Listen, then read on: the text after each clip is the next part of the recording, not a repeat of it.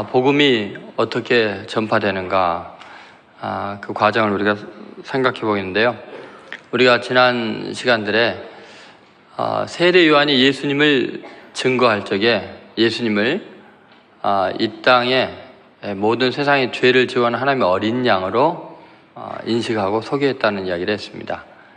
로마의 폭정에 시달리는 그들에게 군사적인 강력한 왕권을 지닌 그런 구주를 기대하고 있을 그럴 때 세상의 죄의 문제를 해결할 십자가에 피 흘려 죽으실 어린 양으로 희생의 제물로 예수님을 그리스도로 고백하고 있었고, 그리고 하나님의 아들로서 그분은 성령으로 세례를 주시는 분이다. 죄의 문제를 해결할 뿐만 아니라 죄를 이기고 하나님의 영광을 드러낼 수 있는 능력을 주실 성령으로 세례를 주시는 분으로, 예수님이 이 땅에 오신 목적이 죄를 사할 뿐만 아니라 우리를 성령 충만하게 하시기 위한 아주 위대한 목적이 있었습니다. 세례 요한의 설교를 듣고 두 제자가 예수님을 따라가기 시작합니다. 그리고 예수님 계신 데를 보고 메시아라고 고백을 하면서 그들의 인생이 바뀌게 되는데, 그 두 사람 중에 한 명이 안드레라는 사람이죠.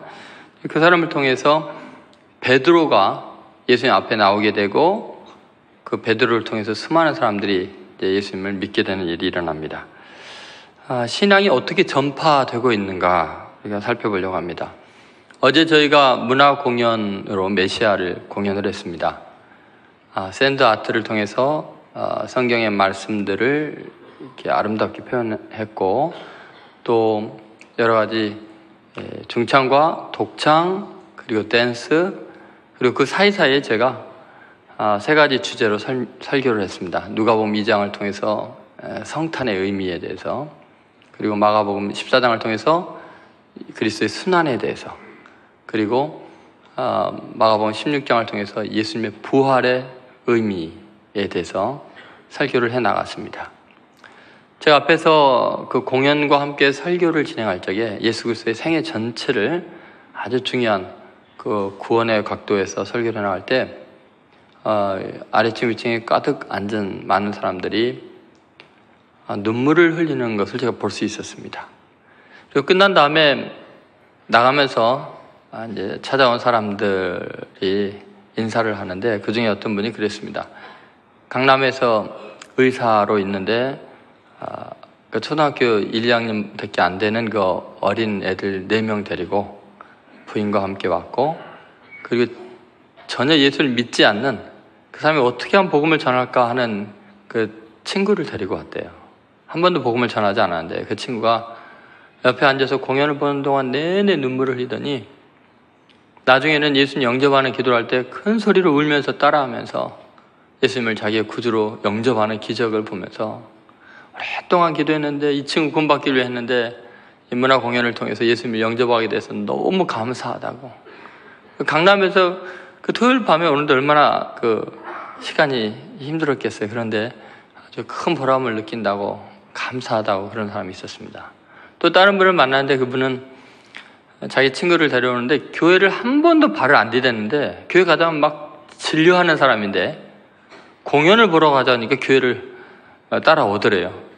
근데 보는 동안에 내내 눈물을 흘리더니 결국은 예수님을 영접하고, 교회 첫 발을 디딘 사람이 예수님을 영접을 하고 하나님의 사랑에 감격해갖고 어쩔 줄을 몰랐는데 정말 감사합니다, 감사합니다, 그리고 가는 것을 봤습니다.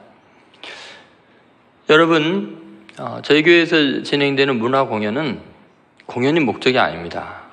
복음을 전파하는 데 목적이 있어서 1년에 한 4번 정도 진행이 되고 있는데, 특히 12월에는 아주 저희가 창작으로 진행이 되죠. 어떻게 해서든지 복음을 믿지 않은 사람이 듣게 해야 됩니다. 예수님 만나게 기회를 줘야 됩니다.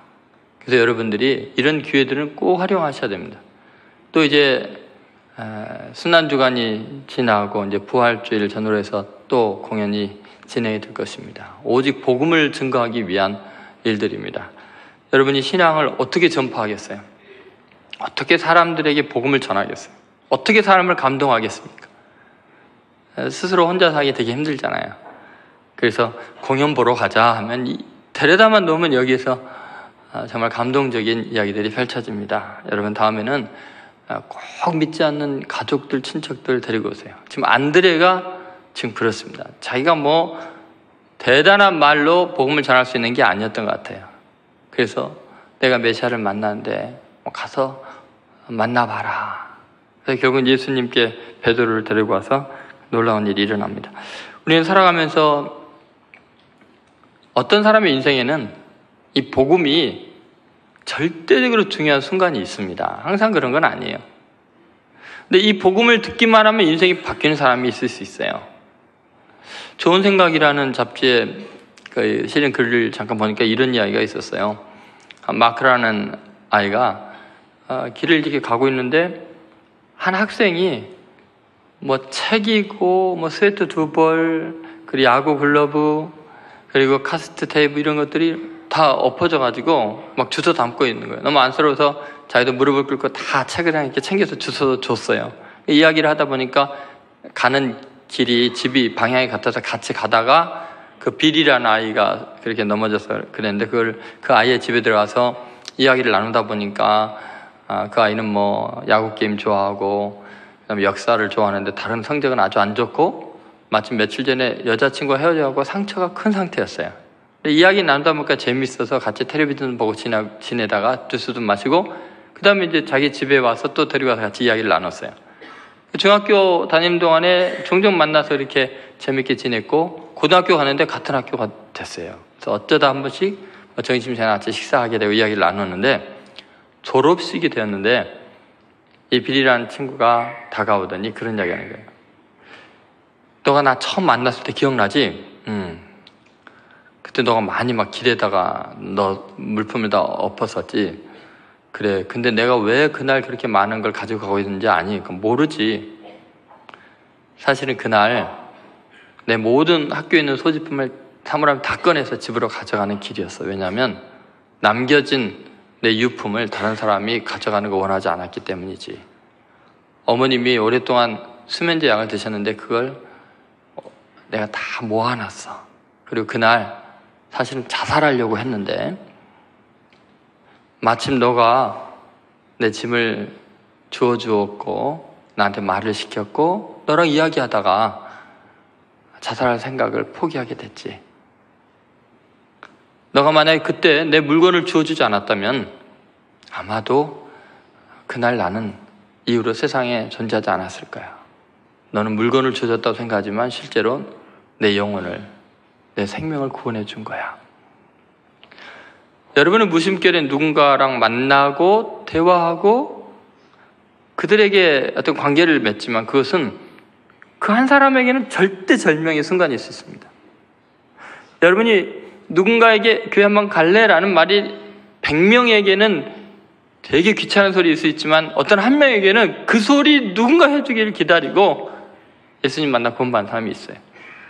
제가 다른 교회 담임 목사할 때 주한장로교회 그 전도에 아주 열심을 다하는 부목사님을 강사로 모신 적이 있습니다.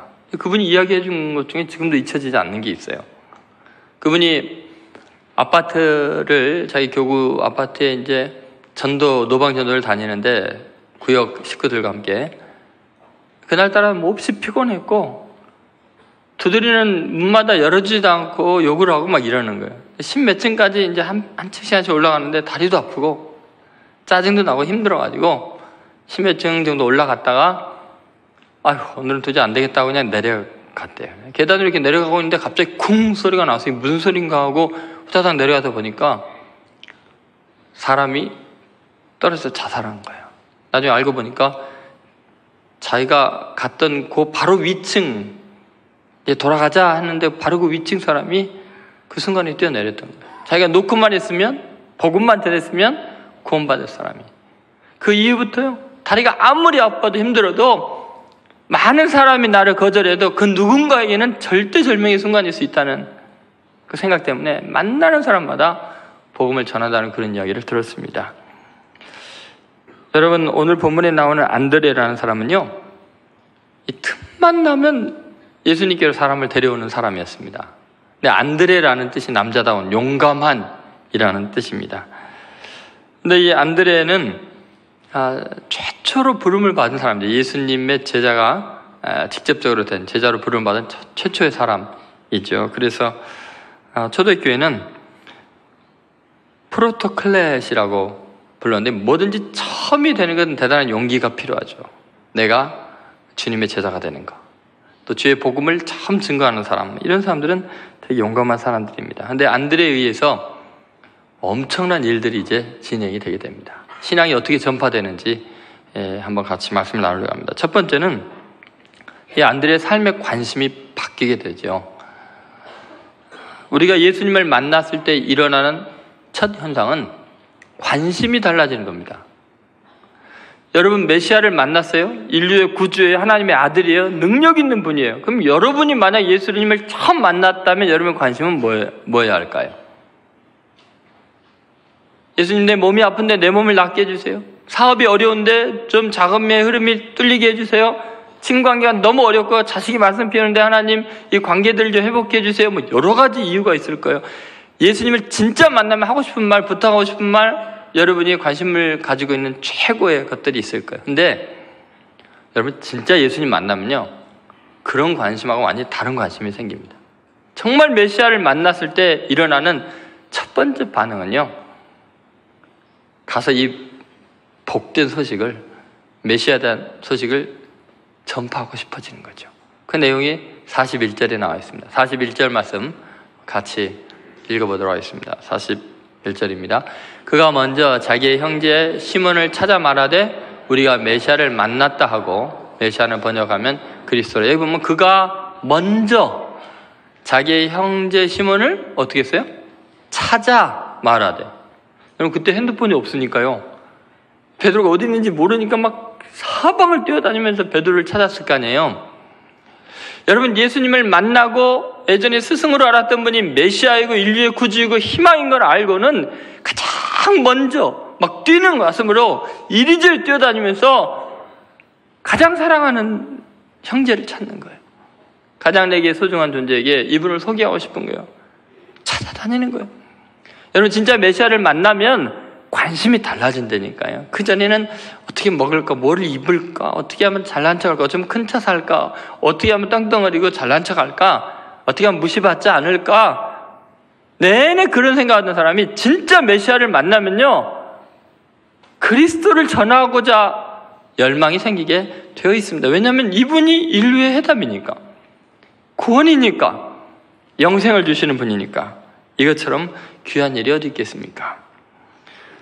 여러분 오늘 본문에 먼저 찾아 이런 편들을 보면서 안드레의 흥분이 느껴지십니까? 그 뛰는 그 열망과 간절한 소원이 느껴지십니까? 여러분이 그런 마음이 있으십니까? 요한복음 4장을 보면요, 거기 예수님을 처음 만난 메시아로 깨닫게 된 한 여인의 이야기가 나오죠. 수가성 우물가의 여인 이야기죠. 제가 자주 이야기합니다. 다른 측면에서 이제 그 본문을 보려고 그래요. 예수님을 만난 다음에 그녀가 하는 첫 번째 행동은 놀랍게도 물동이를 버려두고 마을로 뛰어들어가서 복음을 전하는 거였어요. 그 내용이 요한복음 4장 29절에 있습니다. 같이 읽겠습니다. 내가 행한 모든 일을 내게 말한 사람을 와서 보라. 이는 그리스도가 아니냐 하니. 여러분이 만약에 이 여인이었다면 진짜 구주를 만나고 메시아를 만났을 때 어떤 반응하겠어요? 지금 7 남자를 거쳤는데 전부 다 자기 남편이 아니에요. 지금 살고 있는 남자도 자기 남편이 아니에요. 너무너무나 안 좋은 소문에 휩싸여가지고 이용만 당하고요, 버림받고요, 마을 사람들 만나면은 전부 다 욕하니까 창피해서 사람도 못 만나고 아무도 없을 때 몰래 물길러가지고 후다닥 사라지는 그런 비참한 여자였어요. 그럼 여러분 정말 자기를 사랑하고 자기를 구원한 메시아를 만났으면 이 여자의 관심은 뭐겠어요? 예수님 잘 만났습니다. 제가 너무너무 억울하고 너무너무나 서럽고 너무너무나 비참하고 초라해서 살 수가 없는데 예수님 나 좀 도와주세요. 예수님 저와 좀 함께 있어주세요. 예수님이 저를 인정해 주세요. 저의 부끄러움과 수치를 좀 씻어주세요. 메시아를 만났기 때문에 자기의 소원을, 자기 관심사를 이야기해야 될 거 아니에요. 근데 그녀가 진짜 예수님 만나고 나니까 이분이 구주이고 나 같은 죄인을 사랑해서 나를 찾아온 분인 걸 아니까요, 물동이 버려두고요. 제일 먼저 하는 일이 뭐냐면 마을로 뛰어들어가는 거예요. 피해 다녔던 사람들 찾아가서 내가 얼마나 부끄러운 삶을 살았는지 내게 말한 일을 와서 봐라. 혹시 메시아가 아니냐? 너희들이 메시아를 만나기를 원한다. 여러분, 정말 구원받은 사람은, 내 죄가 용서받고 하나님의 은혜를 경험하고 생명을 건진 사람은 제일 먼저 관심이 뭐냐면 한 명에게라도 내가 구원받은 이 사실을 전하고 싶은 거예요. 예수님 믿게 만들고 싶은 거예요. 여기에 생명의 길이 있다는 걸 알기 때문에 그러죠. 그냥 형식적으로 예배드리고 종교생활하고 혹시 예배 안 드리면 주중에 넘어지다가 코가 깨질까 봐 그래서 예배 나오는 것하고 달라요. 주님을 만나면 한 명이라도 구원하고 싶죠. 여러분 자신의 관심은 어디에 있습니까? 지금 한국 교회가 시들시들해지고 부흥이 안 되는 이유가 뭘까요? 관심이 좀 변질돼서 그래요. 온통 관심이 자기중심적이고 성공이 목적이고 세상에서 더 잘나고 세상 사람들보다 더 세속적이 되어서 세상에서 떵떵거리고 싶은 욕망이 가득하니 세상이 부러워하겠습니까? 천시하지. 세상을 우리가 부러워하는데 세상이 교회로 오겠습니까? 한국교회 미래 리포트라는 자료집에 의하면요, 89%의 성도들은 교회 존재 목적이 교인들 관리라는 거예요. 교인들 위로하고 신방하고 우리끼리 친교하고, 그것이 교회가 존재하는 아주 중요한 목적이라고 이야기하고 11%만 예수님을 모르는 사람들에게 복음을 전해야 된다는, 그것이 교회의 존재 목적이라고 이야기했어요. 목회자들에게 물어보니까 90%가 교회의 존재 목적은 믿지 않는 사람들을 구원하는 거다. 교인 관리는, 또 교인들끼리 행복하게 지내는 것은 한 10% 정도만 그것이 교회의 목적이라고 했습니다. 여러분, 예수님께서 이 땅에 오셔서 우리의 영혼을 구원하고 행복하고 잘 살게 하는 것이 목적이었다면요, 예수님께서 우리가 예수님을 믿는 순간 우리를 데려갈 거예요. 왜냐하면 진짜 잘 살고 행복하고 멋진 곳은 천국이니까. 교회를 세우신 이유는 뭐냐면 마태복음 20장 17, 18, 19, 20절에 보면은 너희가 성령을 받으면 가서 모든 민족으로 제자를 삼으라고 했어요. 예수님의 간절한 꿈과 소원이 뭐냐면 십자가에 죽으시면서 피 흘리시면서 한 명이라도 구원하기 위해서 그 고난을 당했는데, 이 복음이 세상에 증거되는 것이 예수님의 간절한 소원이죠. 우리 교회가 존재하는 것은 그 지상 명령이죠. 가장 지극히 위대한 명령, 거룩한 명령을 수행하기 위해서 있는 거예요. 그러니까 여러분이 교회에 오면서 정말 이런 사명을 감당하고 싶은 열망이 가득해야 되죠. 어제 같은 경우는 정말 저로의 기회였죠. 제가 이야기했잖아요, 광고 시간에. 여러분이 친척, 믿지 않는 자녀들 어제 데리고 왔으면 정말 예수님을 만났을 거예요. 여러분, 이제 연말이 되어가면서 여러 가지 예수님 대림절, 예수님 오심을 기념하는 행사들이 진행이 돼요. 믿지 않는 사람들에게 복음을 전하는 것이 여러분의 최고의 관심이 되시기를 주의 이름으로 소원합니다. 두 번째, 이 복음이 전파되는 이 과정 속에 일어난 놀라운 일은 뭐냐면 인생의 가치의 변화예요. 여러분, 조금 전에 복음을 전하는 것이 인생의 목적이고 관심이다라고 하면 그럼 내 인생은 뭐야? 직장 생활하기도 바쁘고 자식들 돌보기도 바빠 죽겠는데 복음 전도하고 다니라고? 그런 게 아니에요. 여러분이 직장 생활하는 그것 자체가 궁극적인 목적은 직장 생활하면서 사람들을 만나게 되잖아요. 그들에게 하나님의 사랑을 느끼게 해주고 그들을 도와주고 그들을 섬기면서 예수님 믿게 하는 거죠. 자녀들을 양육하는 것도 그들에게 하나님을 느끼게 하고 하나님의 일꾼들로 자라게 하는 거예요. 정말 여러분의 인생의 가치는요, 돈 많이 모으는 게 아닙니다. 유명해지는 게 아니에요. 여러분, 지식을 많이 쌓는다고 인생의 열매가 맺어지는 거 아니에요. 진짜 여러분의 인생의 열매는 뭐냐?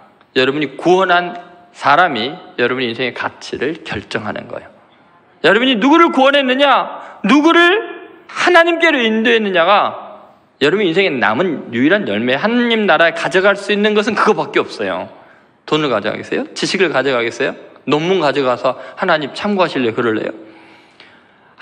아무 쓸데가 없습니다. 이 땅에 일어난 모든 것들은 전부 다 이 땅에서 끝나게 돼 있어요. 그런데 이 땅에 있는 것 중에 여러분이 하늘나라까지 영원히 가져갈 수 있는 것은 여러분이 구원한 사람의 영혼밖에 없어요. 하나님 앞에 영원한 자랑거리예요. 그런데 그것이 이 땅의 삶마저도 위대하게 만듭니다. 가장 가치 있게 만듭니다. 그것을 보여주는 것이 40절 말씀이에요. 자, 40절 말씀 한번 같이 읽어보겠습니다.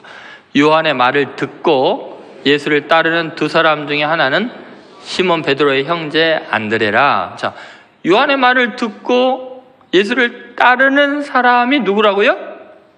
안드레라 그러면 되잖아요. 근데 왜 안드레라 안 그러고 시몬 베드로의 형제 안드레라고 했을까요? 왜 그럴까요? 왜냐면요, 베드로가 워낙 유명한 사람이니까 안드레 하면 누군지 우리가 알 게 뭐예요?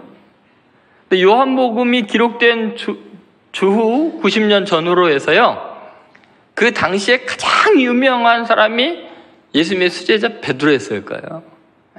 그러니까 안드레가 누구냐 하면 그 베드로의 형제 그러면 우와 하고 다 아는 거죠.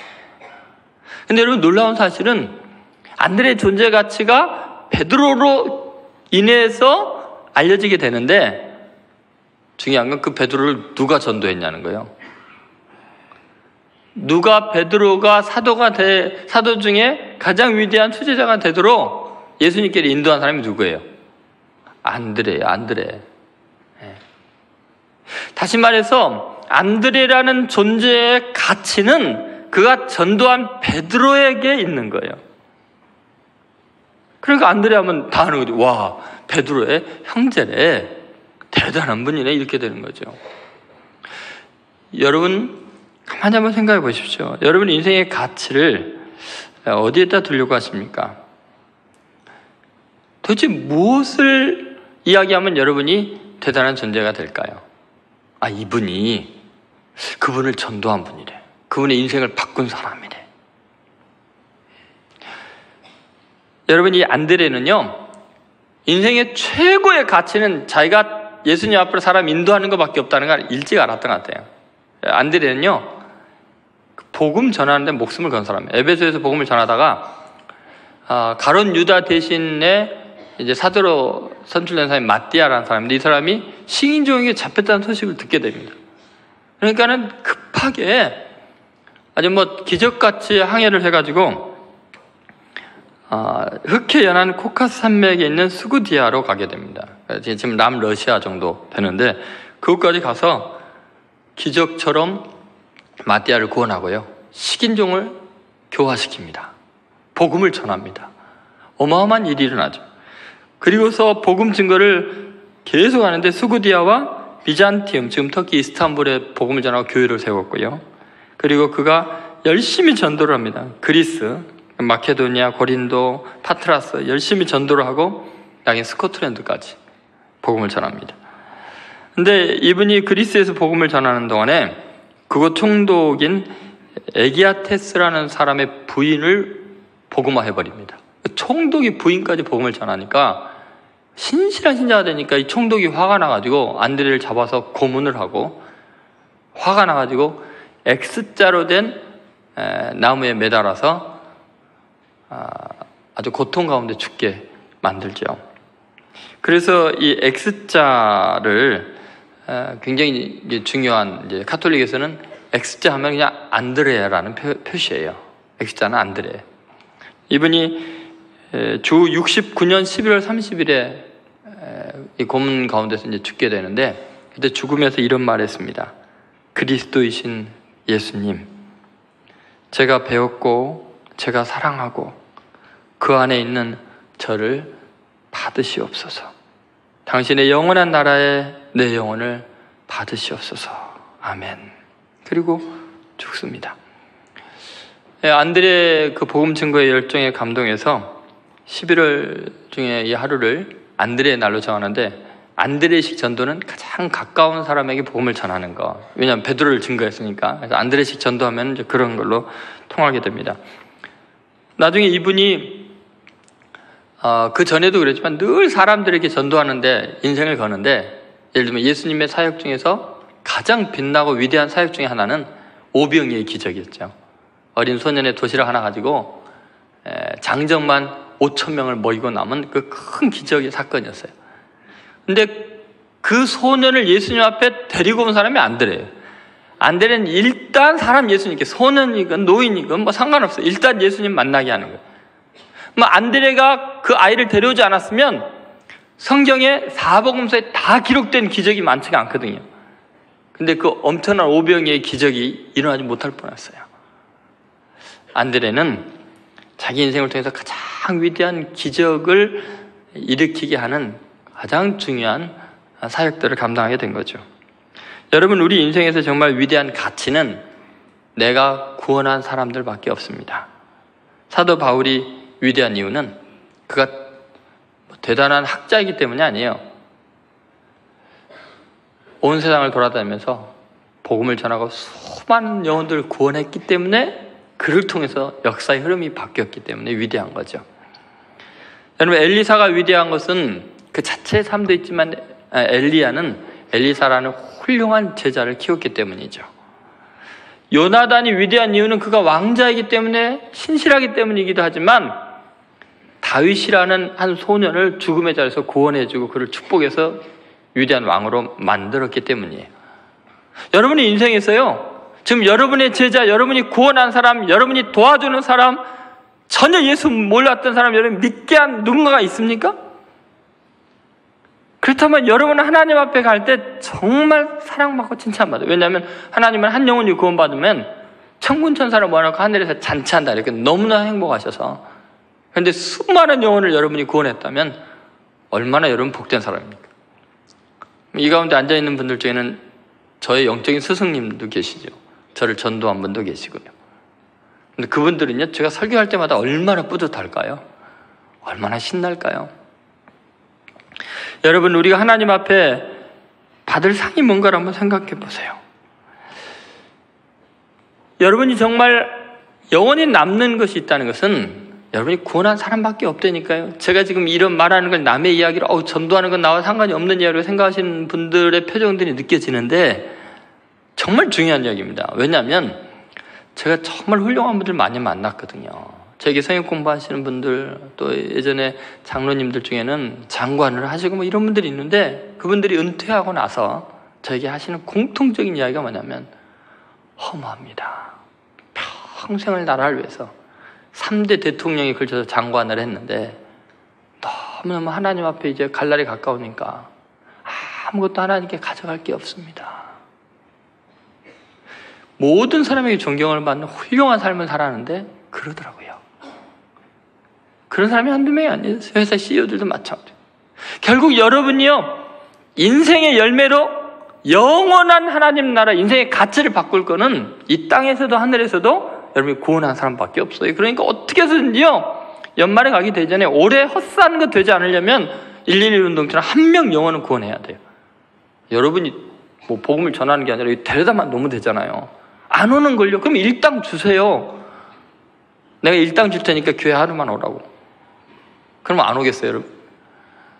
어떻게든지 한 영혼이라도 구원하셔야 돼요. 그러면 그것이 여러분 인생의 가치를 바꿔요. 로마 시대에 장군이 있었을 거예요.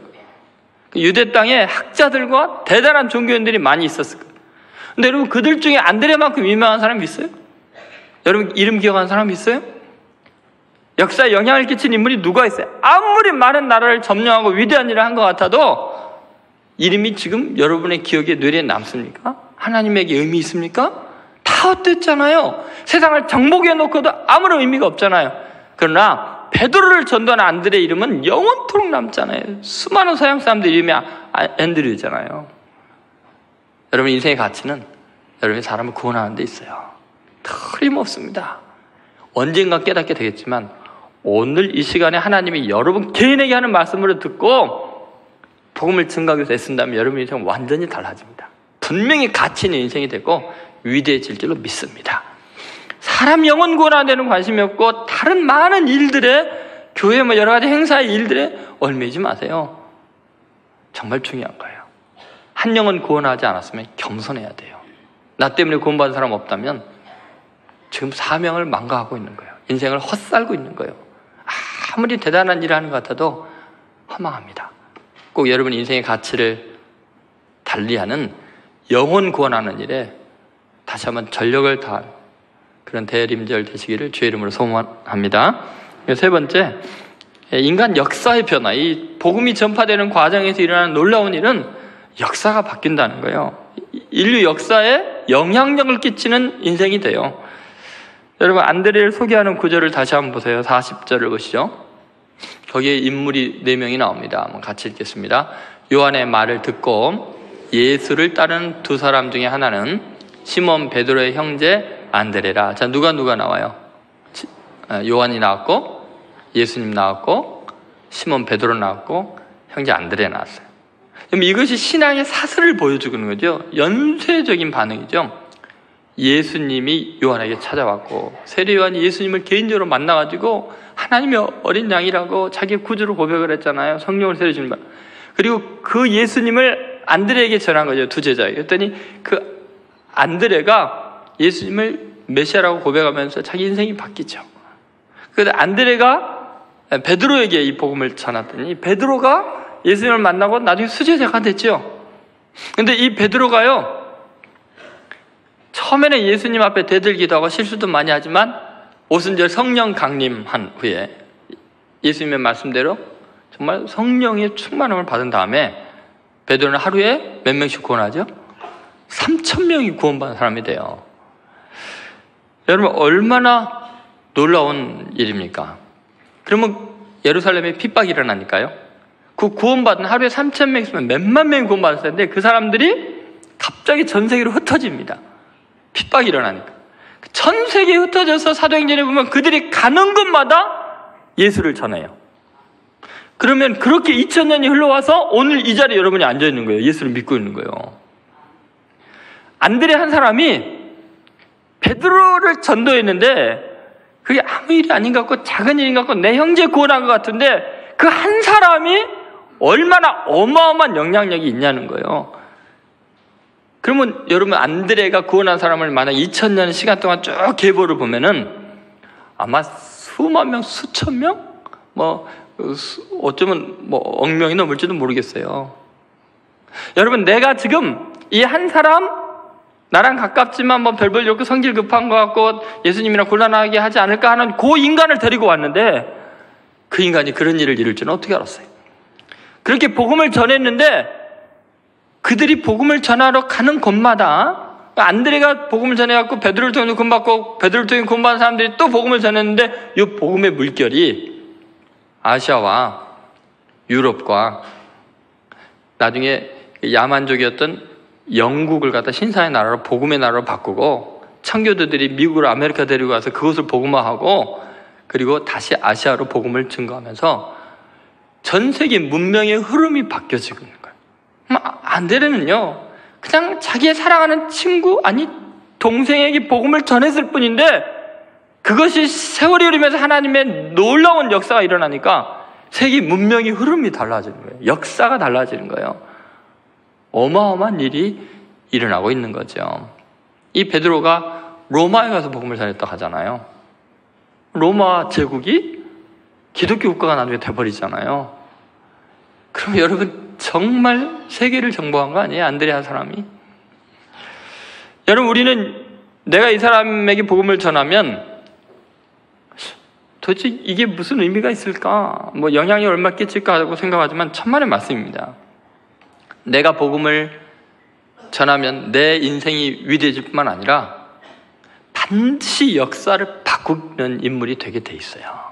여러분이 상상할 수 없는 일들이 일어나요. 우리는 작은 씨앗을 하나 심지만 그 씨앗 때문에 얼마나 많은 열매가 나중에 맺게 되고 그 열매 속에 있는 씨앗들이 또 얼마나 많은 걸 맺게 될지 우리는 상상을 할 수가 없어요. 그렇죠? 마찬가지예요. 복음도. 여러분이 지금 하고 있는 작은 일들, 이웃 아주머니에게 또는 어린 아이에게 복음을 전하는 거, 또 신촌교회 와서 교회학교 교사로 봉사하면서 그들에게 복음을 전하는 것은 역사를 바꾸는 일이에요. 위대한 일이 일어나요. 저에게 예수님을 전해준 형이 있거든요. 예수님 영접시킨 형이 있어요. 저를 교회에다 데려다 놓은 집사님이 계셔요. 여기 앉아 계세요. 저에게 성경을 하나하나 가르쳐준 선생님이 여기 계세요. 근데 이런 목사가 될 줄 누가 알았어요? 전 세계를 다니면서 복음을 전할지. 여러분, 우리가 하나님의 일을 한다는 걸요, 막 커다란 행사를 하고 뭐 대단한 유명해지고 그런 게 아니라니까요. 진짜 하나님의 일은 여러분이 지금 한 사람을 구원하기 위해서 하면 역사가 바뀌는 거예요. 그게 역사 바로 세우기, 그것보다 더 중요한 게 사람을 구원하는 거예요. 그럼 역사는 바르게 서게 돼 있어요. 여러분, 실제로 있었던 이야기를 제가 들려드리려고 하는데, 얼마나 이 복음을 증거하는 일이 한 사람이 구원받는 게 중요한가? 이재환 선교사님이라고 컴미션 국제대표를 지내고 있는 선교사님이세요. 근데 이분이 작은 일의 큰 기적이라는 글에서 이런 내용을 적고 있습니다. 중미의 이제 과테말라에 끼체라는 인디언 마을이 있대요. 24,000명 정도 사람들이 살고 있는데 온 마을 사람들이 한 우상을 섬겨요. 마시몽이라는 우상인데, 이 마시몽 이름도 이상하지만 그 뜻은 더 이상합니다. 먹고 마시고 즐기다가 죽어라. 이게 마시몽의 뜻이래요. 아니, 그걸 갖다가 신으로 섬기고 있으니, 마시몽을 신으로 섬기고 있으니 그 마을 사람들이 어떻게 됐어요? 전부 다 알코올 중독자, 마약하고 사기치고 먹고 마시고 즐기다가 죽는 게 이들의 꿈이에요. 이상이에요. 그러니까 맨날 그 신에게 예배를 드리니까 그 작은 24,000명 사는 마을에요, 이 끼체라는 마을에 감옥이 4개나 된대요. 근데 그 감옥이 모자란대요. 그러니까 이 도시 사람 대부분이 감옥을 갔다 오는, 지집 들락날락 하듯이 그러고 사는 거예요. 그곳에 무슨 희망이 있겠습니까? 온통 깡패와 불량배들이 가득한 그런 도시였습니다. 그런데 어느 날 이 마을에 복음 전도하는 사람이 왔어요. 복음을 증거하는데 누가 예수를 믿겠어요? 이런 마을에 아무리 전도해도 믿지를 않습니다.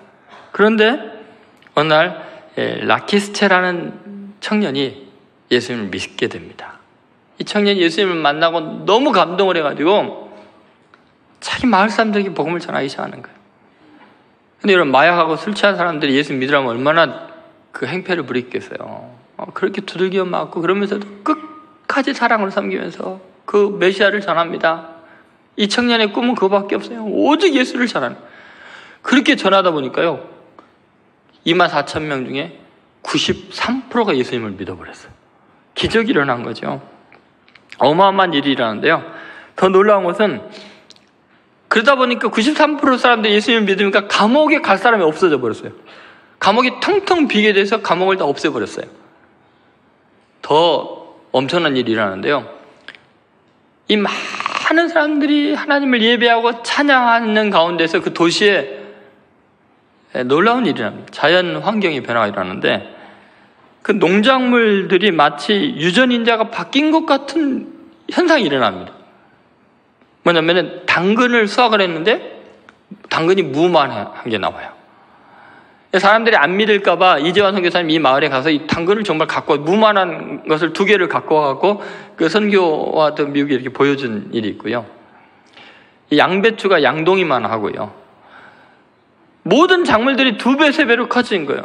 여러분은 이게 너무 과장되지 않았을까라는 생각이 들지만, 저는 그거를 직접 이야기를 들었어요. 김철계 선교사님 브라질에, 그러니까 아마존의 그 검은강 지류에가 그 신학교가 있잖아요. 근데 이 검은강이 흐르는 데를 저도 가봤지만 그 물에는 거의 생물이 잘 안 살아요. 근데 저쪽에 그 황토흙이 흐르는 곳에는 굉장히 생물이 많은데, 이 검은강에는 작물이 안 자라요. 그 원인이 뭔지 모르겠어요. 아마존 밀림인데도 열매를 거의 못 봤거든요.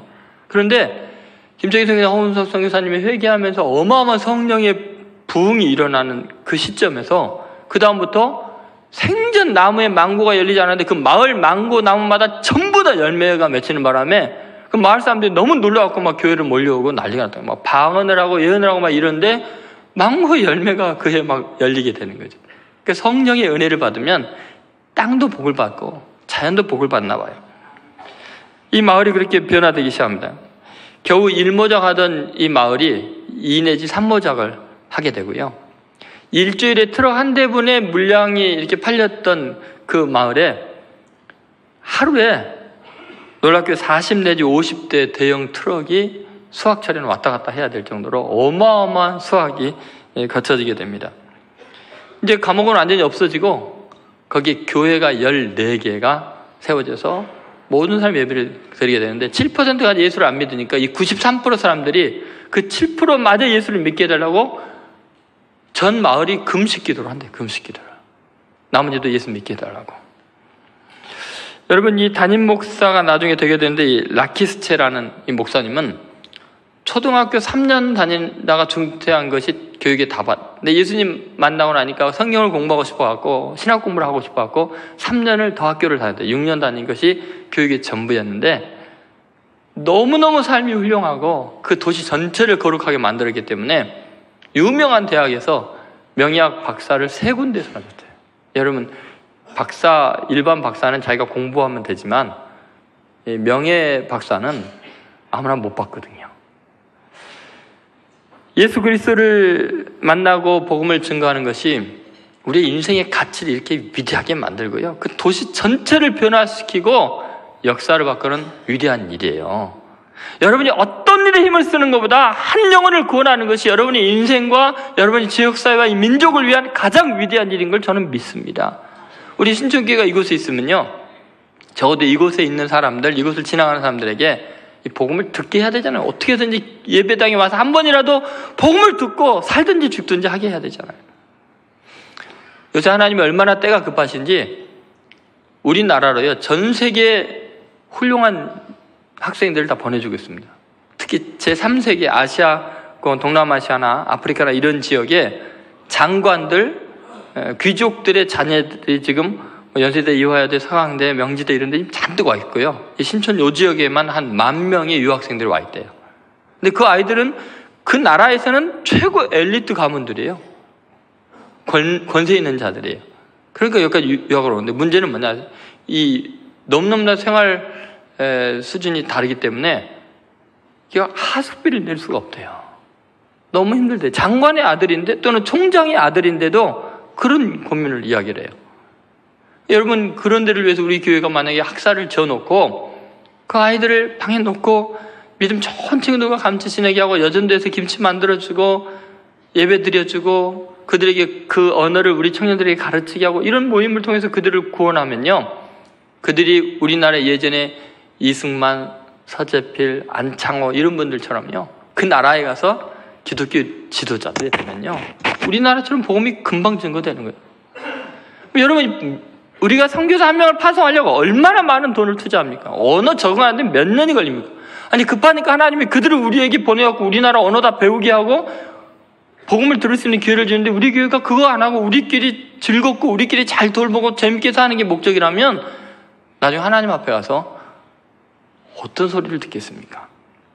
수많은 젊은이들이 교회 갈 때 홍도 가려면 신천교회 앞에서 좌회전해서 가면 돼. 그러고 신천교회 이야기를 하고 전부 다 밤에 저희 가서 밤새거든. 어제도 제가 여기서 늦게까지 공연 끝나고 11시 다 돼가서 가는데 홍대 거리요. 그 무슨 클럽인지 젊은이들이 쭉 줄을 서서 들어가려고 기다리고 있고 그 젊은 애들이 방하고 있는 거 보면 너무나 안타까워요. 교회가 그들이 오고 싶은 곳이 되게 만들어야죠. 60주년 기념 저희가 지금 사업을 하려고 하는데 지금 교육관 그리고 카페 그리고 구석구석 공부할 수 있는 방들이 없잖아요. 저희 교회는 달랑 예배당 외에는. 주차를 못해갖고 젊은이들이 애를 안고 왔다가 멀리 주차해놓고 시험에 들어가지고 딱지 떼고 결국은 한 6개월은 견딘대요. 그러니까 여러분 주보 보시면 알겠지만 우리 교회 맨날 10명, 20명 이렇게 등록은 하는데 출석은 맨날 똑같잖아요. 한 6개월 딱지 떼 보면요, 그냥 못 다니겠대요. 지금 우리들이 하는 가장 중요한 일이 뭐냐면 복음을 전해야 되는 이 교회를 세운 목적이 그건데 여러분 인생뿐만 아니라 우리 대한민국의 미래를 바꾸는 것은 하나님을 경외하는 젊은이들을 많이 만들어내는 거 아니에요? 여러분 남은 생에는 한 영혼이라도 구원하는데 헌신하세요. 여러분 지식과 물질과 권력을 준 이유는 여러분을 통해서 하나님이 이 시대를 구원하고 역사를 바꾸기를 원하시기 때문으로 믿습니다. 이 복음의 전파 과정을 통해서 여러분은 인생의 가장 위대한 열매를 맺게 될 거예요. 이제 성탄의 계절입니다. 주님이 오셨는데 이 복음을 전해야죠. 교회에 있는 많은 행사들에 적극적으로 참여하시고 한 영혼이라도 구원하고 연말까지 전도해서 111 운동의 주인공들이 되시기를 주의 이름으로 축원드립니다.